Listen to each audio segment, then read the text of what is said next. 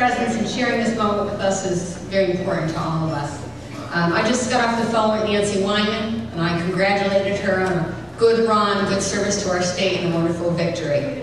And I just want to say that I've known Nancy and Deanna for a long time, and I know that they're going to be working hard to be the next governor, lieutenant governor of the state of Connecticut.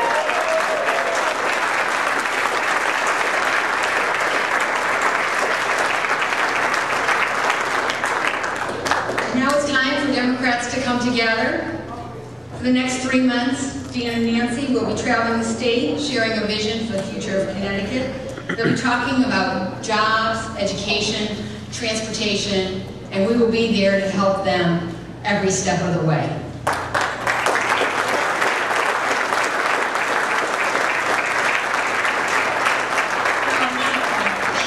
Everybody who's here tonight, and everybody who made phone calls, and my kids.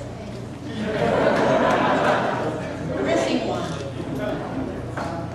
We want to thank everybody who worked so hard, made phone calls and knocked on doors, who invited both Ned and me into their homes, talk about their struggles, about losing jobs and paying mortgages and trying to keep their kids in college. And we're truly grateful for your belief in us and your commitment to us. And while things didn't turn out the way we had hoped, we made a difference in the conversation in Connecticut.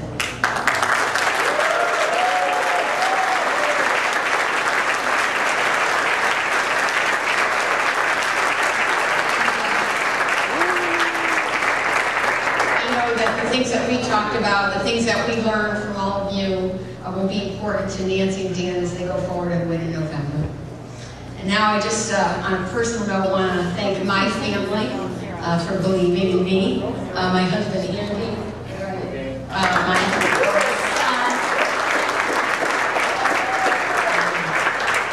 my daughter Amanda, my press secretary, my son Nate, and my son Steve.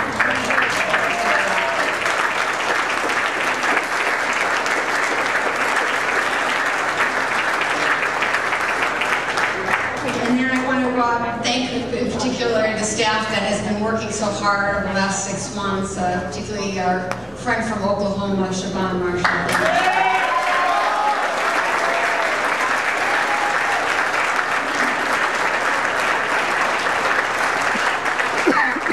And finally, I want to thank my friend, Ned Lamont, for inviting me on this extraordinary journey to try to make a difference in the lives of the people of Connecticut.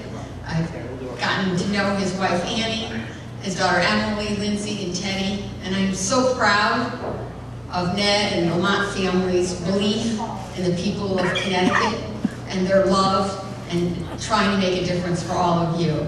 Now I'd like to introduce my friend, Ned Lamont.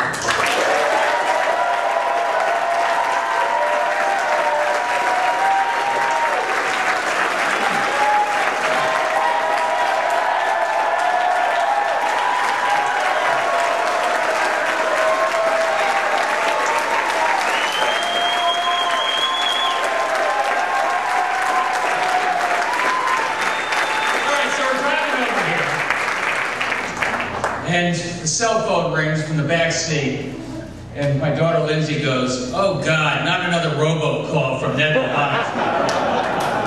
You gotta keep a sense of humor, she goes, for this. I called up Dan a few minutes ago, and I congratulated him.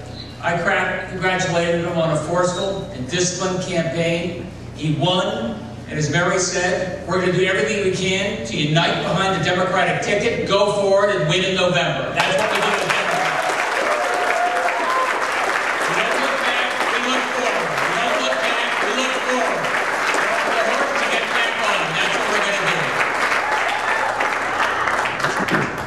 I'll tell you that the way you win, the way Dan's going to win, is by telling the truth.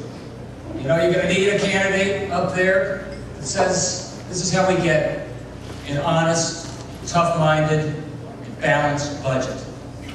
You're going to need a governor that says the #1 problem confronting the state of Connecticut is not just the mix of taxes and spending and pensions and health care. It's really the fact that we haven't created a new job in over 20 years. And as Mary and I traveled the state, and there's nobody better to travel around as a campaign mate than Mary Glassman.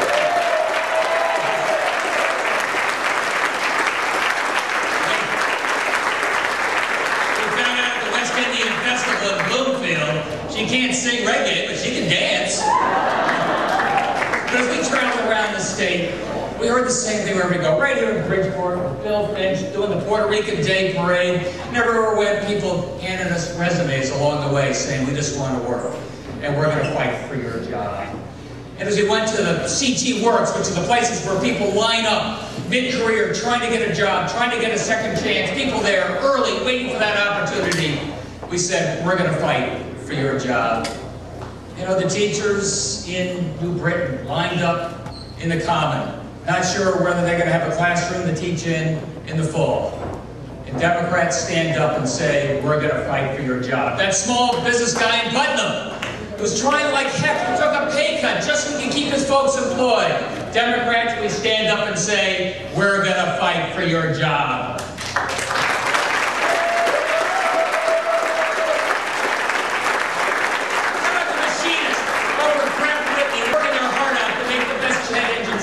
Don't let those jobs go to India. Don't let those jobs go to Singapore. Democrats, we stand up and say, we're going to fight for your job. That's what this race is all about.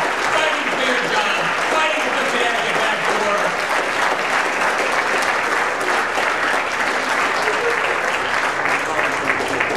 Look, I got to say on a personal note, as Mary saluted her family, I got to say the same to my family.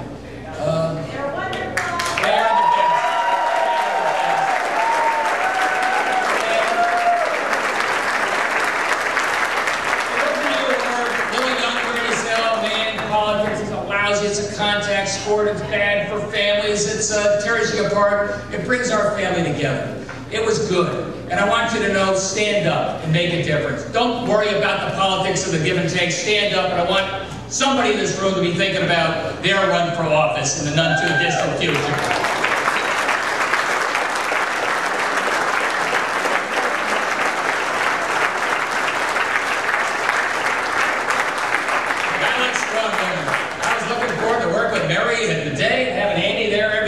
Evening, whispering in my ear, telling me this is what we got to do. And Bill Finch and John DiStefano, Pedro and Don and an awful lot of folks took a bit of a risk getting on this campaign train. Look, we're going to be united as Democrats. We're going to go forward. I got to thank you for all the things you did. Remember, the Democrats who stand behind our cities, stand behind the folks who are making this state work every day, working with our state employees in a civil way. And I just want you to remember, this is a state that's gone through some pretty tough times. But this is still the most extraordinary state in the country. You know, it's a state that is the gateway to New England. We are the knowledge corridor. We do have the best educated, most productive workers in the world. And where else can you be a Red Sox or a Yankees fan? There's no better quality than that. All we need is a little leadership. All we need is a little leadership. Stand behind Dan Malloy, stand behind Nancy Wyman, stand behind the Democratic ticket. Let's get up, let's get this state moving again, let's get this state growing again, let's get this state back on offense. Come on, Connecticut.